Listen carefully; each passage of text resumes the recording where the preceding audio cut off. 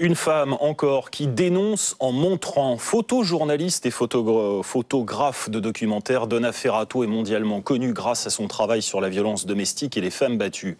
Depuis le 11 septembre 2001, cette New-Yorkaise d'adoption travaille sur la passivité de ses concitoyens, leur naïveté qui persiste depuis les attentats. Elle convie de jeunes collègues à des ateliers. L'un d'entre eux fera l'objet d'un prochain reportage sur notre site internet. Rencontre, Yannick Cador, Emmanuel Royer.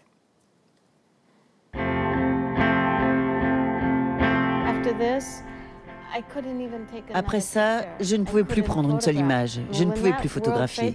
Quand le World Trade Center s'est effondré, mon amour de la photo s'est effondré aussi, parce que j'avais raté le moment le plus cataclysmique de l'histoire de ma vie. Le choc est tel que Donna Ferrato ne prend quasiment aucune photo pendant 3 ans, puis elle décide de se remettre au travail, lentement, en se concentrant sur son quartier. Je réalise à l'instant pourquoi Tribeca est si important pour moi. Ça a été vraiment cathartique pour moi d'avoir été capable de rechercher ces moments simples, calmes, le rythme de la vie quotidienne.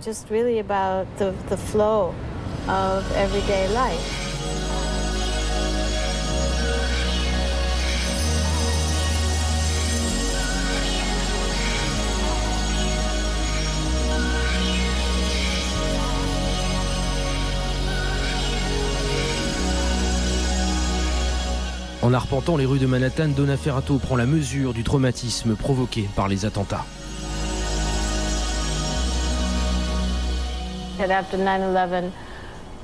Après le 11 septembre, les Américains se sont comportés comme des moutons, des petits agneaux.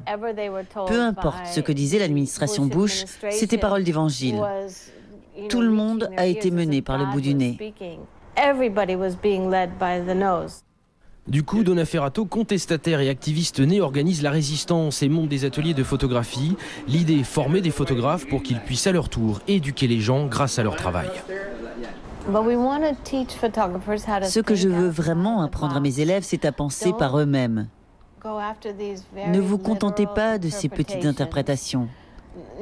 Arrêtez d'ingérer toutes ces informations dont on vous gave.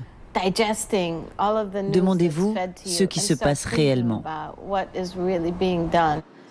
La photographe et 4 de ses élèves vont couvrir les commémorations du 11 septembre.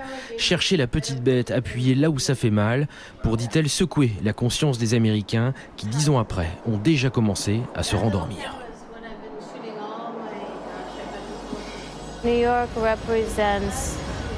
Aujourd'hui, New York représente à nouveau la liberté, le plaisir et malheureusement une certaine forme d'arrogance, de supériorité. Même si, avec les attentats du 11 septembre et leurs conséquences, on a vraiment pris une raclée.